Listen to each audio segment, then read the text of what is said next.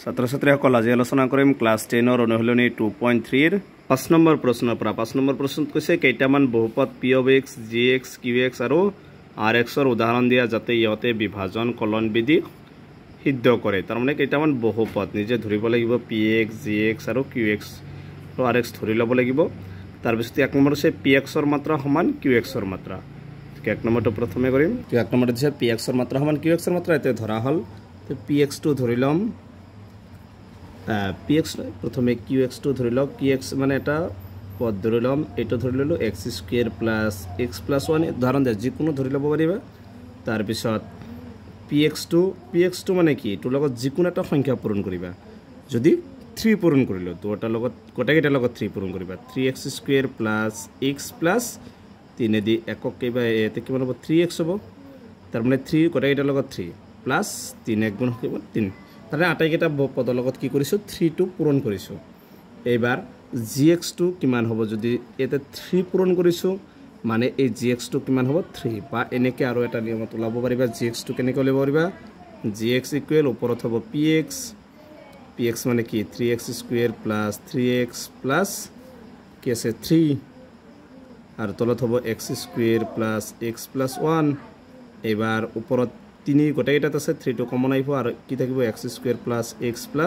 3 টো কমন আছে 1 তলত আছে x²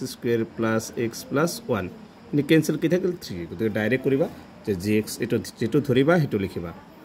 আৰু rx টো কিমান হ'ব rx মানে কি হ'ব 0 এতে কি এটো বিভাজন কলন বিধি কৈছে বিভাজন কলন বিধিটো সিদ্ধ কৰে না নাই তে বিভাজন কলন বিধিটো হৈছে p of x = gx * qx plus rx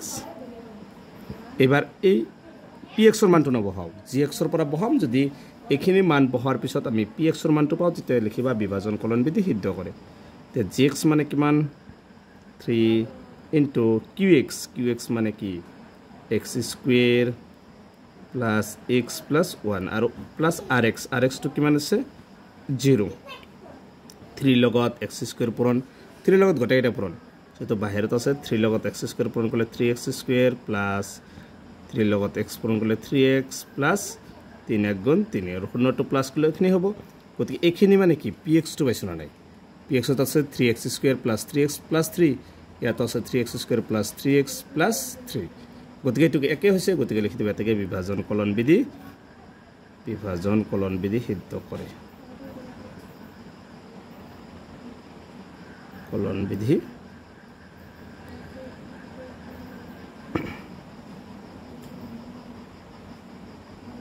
দেখো এটো হৈছে 5 ৰ 1 নম্বৰটোৰ आंसर 2 নম্বৰটো দিছে qx ৰ মাত্ৰা সমান rx ৰ মাত্ৰা এটো আগৰ নিচিনা প্ৰায় সেম একে ধৰি লম ধৰা হল এটো gx টো ধৰি লও আগৰটো qx ধৰিছে gx টো ধৰি লবা এটা পদ আগৰটো সেম লিখিলো x² কি হ'ব + x + 1 আগৰটো সেম লিখিছো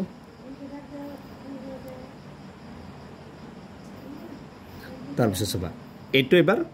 কি ওলাবা px ওলাতে একদম সহজ এটো লগত যিকোনো এটা সংখ্যা পূৰণ কৰিবা কি পূৰণ কৰিবা 7 পূৰণ কৰিলো 7 পূৰণ কৰিলে কাটাকাটা 7 কি হ'ব 7x² + 7x + 7 গুণ 7 কোটেৰ লগত কি কৰিছো 7x টো পূৰণ কৰিছো তেতিয়া হলে qx টো কিমান হ'ব এই গোটেৰ লগত কি পূৰণ কৰা হৈছে 7 গতে 7 টো কমন আহিব ডাইৰেক্ট কৰিব পাৰিবা বা এনেকে আগৰ নিচিনা কৰিব পাৰিবা 7 আৰু rx ৰ মাত্ৰাটো কিমান হ'ব 0 এতেকে এটো সব লাগব এতেকে বিভাজন কলন বিধিটো সিদ্ধ কৰে না নাই বিভাজন কলন বিধিটো লিখি লবা তে সূত্ৰটো p of x = qx gx পূৰণ qx + rx px টো বহাব না লাগে কাৰণ এখিনি কৰি যদি px টো ওলাই তেতিয়া হলে কি বিভাজন কলন বিধিটো সিদ্ধ কৰিব এটা gx টো কিমান আছে চ gx টো x² + x + 1 আৰু qx টো কি আছে চ qx টো 7 পূৰণ 7 প্লাস rx টো কি 0 এবাৰ 7 এৰ লগত গোটেইটা পূৰণ হ'ব 7 এৰ লগত প্ৰথমে x² পূৰণ কৰিলে 7x² + 7 এৰ লগত x পূৰণ কৰিলে 7 প্লাছ 7 গুণ 7 আৰু 0টো যোগ কৰিলে এইখিনি হ'ব এইখিনি চোৱা px-ত আছে না নাই px-ত আছে 7x² প্লাছ 7x প্লাছ 7 গতিকে এইটো কি বিভাজন কলন বিধি সিদ্ধ কৰে লিখি দিব মই ডাইৰেক্ট লিখিছো সিদ্ধ কৰে এনেকৈ লিখব এতিকে বিভাজন কলন বিধি সিদ্ধ কৰে কাৰণ px-টো ওলাইছে এইটো হৈছে 2 নম্বৰটোৰ আনসাৰ 3 নম্বৰটো দিছে rx-ৰ মাত্ৰা সমান 0 তো ধৰা এইটো বহুপদটো ধৰিবা যেহেতু rx-ৰ মাত্ৰা 0 দি আছে বহুপদটো এদিকে ধৰিবা x³ তাৰ পিছত plus 2x² minus x plus 2 এটা এটা বহুপদ ধৰি ললো এবাৰ gx2 ধৰি লবা gx2 কি ধৰিবা এনেকে ধৰিবা যে x² minus 1 টো ধৰি ললো এতে qx2 ভাগফলটো কিমান হ'ব এটো দেখিনি হৰণ কৰিবা হৰণ কৰিলে ভাগফলটো হ'ব x plus 2 আৰু rx2